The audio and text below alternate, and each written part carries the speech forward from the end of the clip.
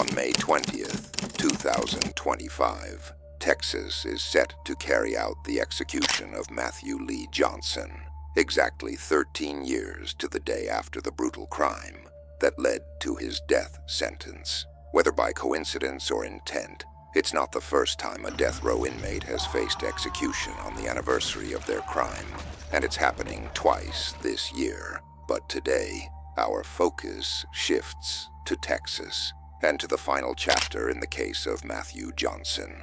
Johnson's trial took place in December 2013, roughly 18 months after his arrest. Since then, he's spent over a decade on death row, a relatively short wait compared to many. But the path to his conviction began with a single, devastating act. It was Sunday, May 20th, 2012, just before 7 a.m., when 76-year-old Nancy Harris arrived to open the convenience store where she'd worked faithfully for 12 years. By all accounts, Nancy was a kind, reliable soul who rarely missed a shift, except on rare occasions to catch a Dallas Cowboys game. Moments after she unlocked the doors, Matthew Johnson walked in, carrying a container of lighter fluid. According to statements he later gave authorities, he'd spent the night using cocaine and was desperate to fund his next hit. He had no gun, no knife, but what he did have would prove just as deadly. Inside the store, Johnson doused Nancy Harris in lighter fluid, an act that left her visibly shaken and terrified. He then robbed the store and fled. Nancy suffered severe injuries from what followed, details that are harrowing but essential to the case, and she later died from her wounds. As we reflect on this tragedy, one unsettling pattern emerges. The vulnerability of convenience store clerks is one of the most dangerous in America, particularly for those working the early hours or night shifts. Some safety measures have improved over the decades, like the addition of bulletproof glass enclosures, but for many, help still comes too late. This case, like so many others, leaves us with the same chilling truth. A hard-working, innocent person lost their life in the face of someone else's desperation and addiction.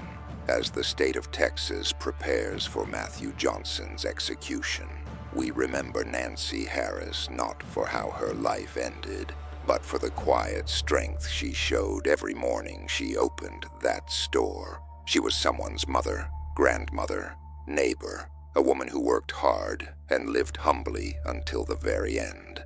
As Nancy Harris struggled to open the cash register, Matthew Johnson continued his rampage, grabbing several cigarette lighters from the counter and cartons of cigarettes from the shelves.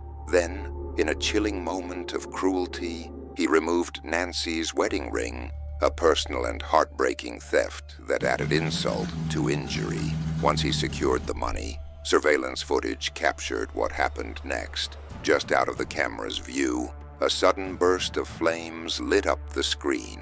Seconds later, Nancy reappeared, engulfed in fire. She ran desperately toward the sink, splashing water on herself in a frantic attempt to put out the flames. Meanwhile, Johnson could be seen walking calmly out of the store, but just before stepping outside, he reached over to a candy rack, grabbed a handful of candy, and casually stuffed it into his pocket, as if what had just occurred behind him was nothing more than an ordinary errand. Back inside, Nancy fought to survive. She tried extinguishing the fire with water, tearing at the burning clothes on her body, but it wasn't enough. In one final agonizing effort, she ran from the store, her body still ablaze, screaming for help. By sheer chance, two Garland, Texas police officers, Billy Coffey and Anthony Simon, happened to be nearby. Stunned by the horrific scene unfolding in front of them, they rushed in with a fire extinguisher, working quickly to put out the flames and save Nancy's life. She was still conscious when paramedics arrived. In excruciating pain, Nancy described her attacker in detail, recounting everything that had happened inside the store. Her clarity and bravery in those final moments would prove crucial to the case. Nancy Harris fought to live, But tragically, 5 days later, she succumbed to her injuries at Parkland Hospital. The surveillance footage was clear. Johnson made no effort to disguise himself, and thanks to a tip from a neighbor following a nearby altercation, police found him later that same day. After a brief foot chase, officers arrested Johnson. He was still carrying Nancy's wedding ring. When Nancy passed away, the charge was upgraded to capital murder. In May 2012, Matthew Lee Johnson committed a crime that would ultimately cost him his life. But what makes this case even more haunting is the fact that Johnson had only recently re-entered society. Just 3 years earlier, he'd been released from prison after serving a 5-year sentence for robbery and other charges. Sadly, his time on the outside ended in tragedy. The evidence presented at Johnson's trial was overwhelming. Surveillance footage captured nearly every moment of the attack, and DNA evidence further sealed the prosecution's case. His defense team struggled to mount a viable argument beyond pointing to his long history of alcoholism and drug abuse, hoping to elicit even a sliver of compassion from the jury. During the punishment phase, Johnson took the stand, facing the court and members of Nancy Harris's grieving family. He said, "I'm sorry. I ask for y'all's forgiveness. I ask for mercy, not for the sake of me, but for the sake of my children and my wife." But the weight of his actions proved too great for mercy. Nancy Harris lived a full and selfless life before it was cut short. Born in Alaska in 1936, she married in 1960 and later settled in Texas. She became a widow in 1987 but continued forward, building a life rooted in work, family, and faith.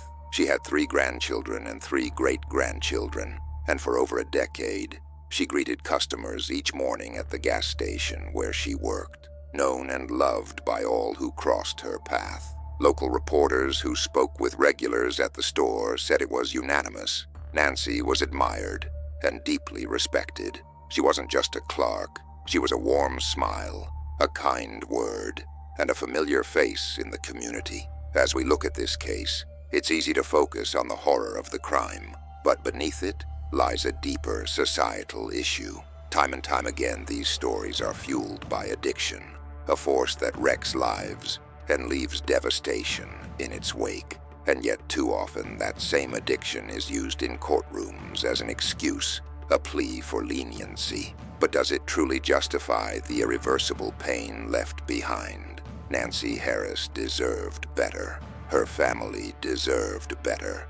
And her community lost a woman who, by every account, made the world a little brighter. If you found this case as powerful as we did, be sure to subscribe for more in-depth coverage of death row stories and upcoming executions. We release new cases regularly, and we're committed to telling these stories with the dignity and truth they deserve.